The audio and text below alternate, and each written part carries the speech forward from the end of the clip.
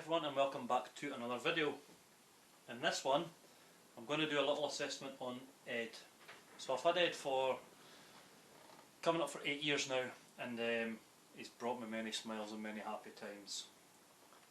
He has been my role in restoration while I do my full restorations sitting next to the camera.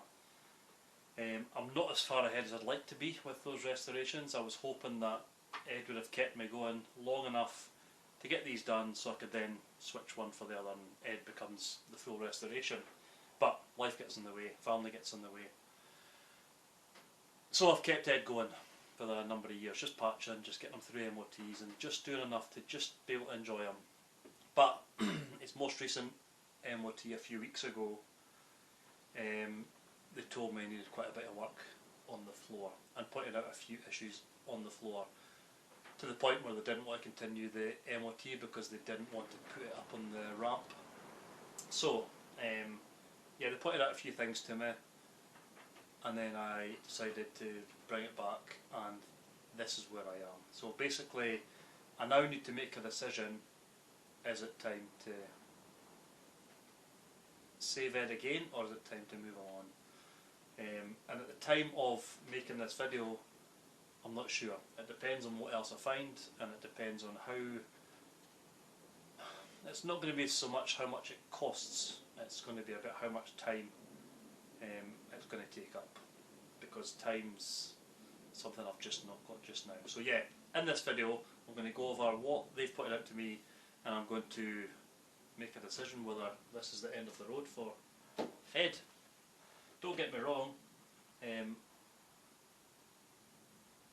if I get rid of Ed, it would only be to look for another Mini, because I feel once I've had a Mini in my life that I can drive and enjoy, it'll be hard just to have that void. So yeah, start with this video and then we'll see where we go from here.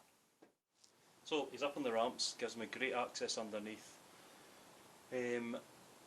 I'll do a visual look round with the small camera first to show you what's always before I even touch anything, and the most concerning bits to me. Okay, underneath the car I'm going to start with the worst bit and the most concerning bit for me, because I know it'll be the most work. The rear of the floor, you can see here, really badly corroded. How far back, I don't know. This side is not a problem, that way is, because that's the heel board, and obviously under there is where the subframe is attached. So if I can manage to repair it by patching it and replacing the metal under here, depending on how far back it goes here, then it'll be good. If not, and I have to look at taking the subframe out, that's a whole different story, because yeah, I do want to replace the subframe at some point, but to do that's an enormous amount of work, an enormous amount of money, because I know there's going to be parts under here that needs refurbed. So that is concerning for me, and the only way I can know is to dig a bit deeper and see how far back that goes. I do have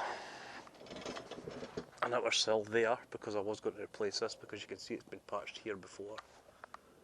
Looks like it's had a patch here before as well.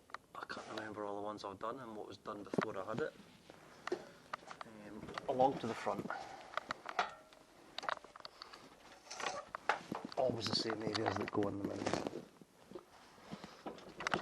So yeah, there we go. Hole at the front here, again, it's on the lip. That doesn't concern me enough. I'll get that cut back. I can make up enough patches, provided there's enough good metal round about it, and that can be fixed, not too badly, to be honest. I couldn't see it here, but I do remember the garage telling me there was a hole in the arch.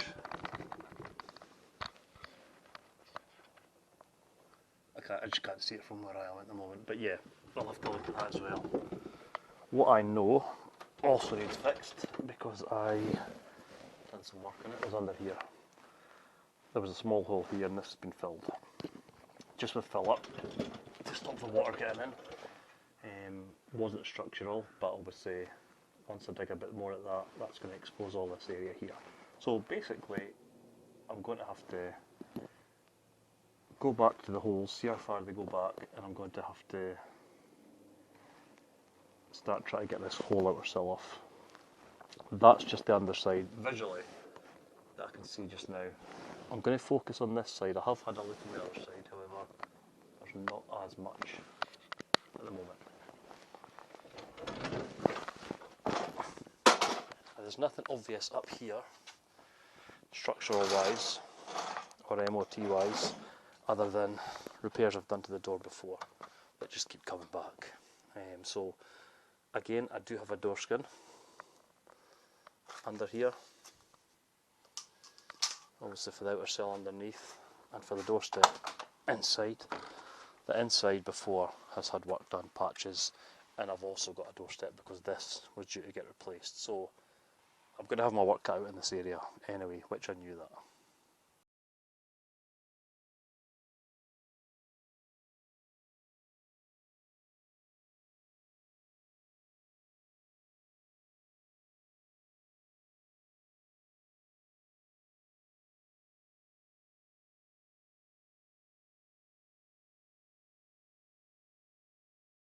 Right, off camera, I've pulled the carpet up, I've pulled the underfelt up, I've got the carpet off the inside of the floor here, which meant taking the seatbelt off out of the way, and I've removed the rubber seal. All straightforward stuff that's pretty boring to show on camera, to be honest, so I didn't bother. So I'll go around with the small camera and show you what I can see from above before I even touch anything. I've got three areas of concern. This one here, and it will come back to the drain plug because these are horrible and always cause issues. Area here which you can't see, I will get into it a bit better when I've got a screwdriver, but it's a bit of filler here, so there is actually a hole here that needs dealt with. And the main one, if I can get the light, is down in the pocket there. There's a bit of surface rust coming through here, so I'll need to look at that. I don't know how well you can see that. There you go. Now, it's hard to judge. It looks good, but you've got sound deadening all over it, and underneath you've got underseal, so these could be hiding things, you know what I mean?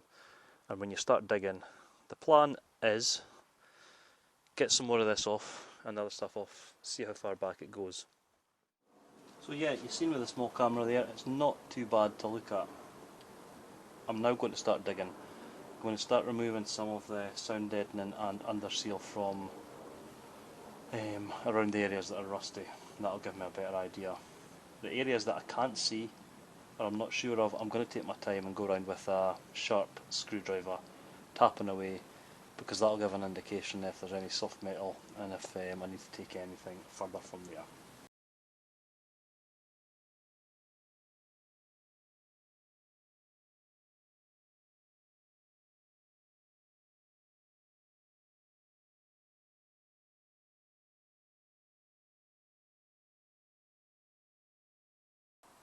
I've got three main bits that I knew about, so that's quite good.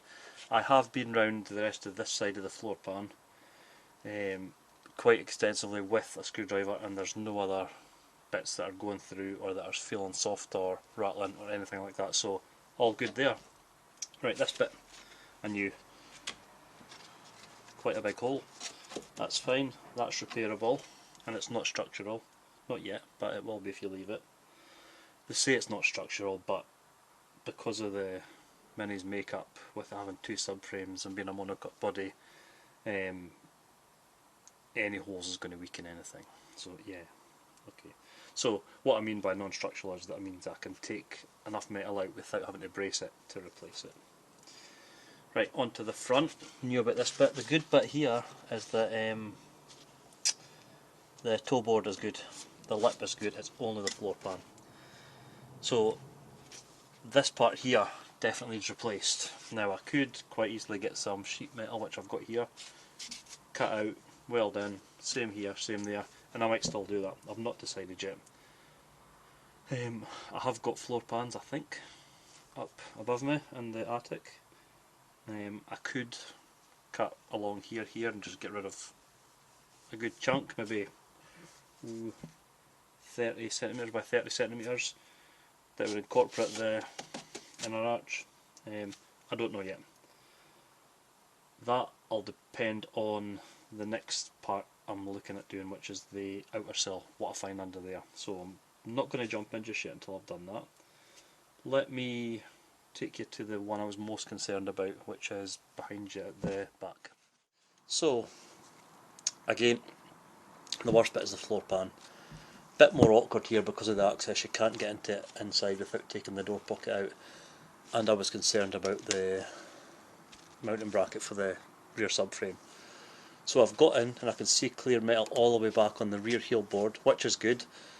I can't really get in any further at the moment. What I'm going to wait on here is till I get the outer sill off, then I'll get more access in here and then I can clean more of the heel board from the outside. But I can see from here and from what I've done, it doesn't go up into the heel board. It's just this sort of slight edge, which I'll cut away, treat, and I should be able to make a repair part for this without removing the rear subframe. And that was my main concern. I'm not saying it's not yet. I might dig a bit deeper and find something else I don't like, but at this moment in time I'm not going to have to do a repair on the rear heel board, which is a huge deciding factor for me what I'm doing. Also here, the rear slinging bracket, this came to the edge of it.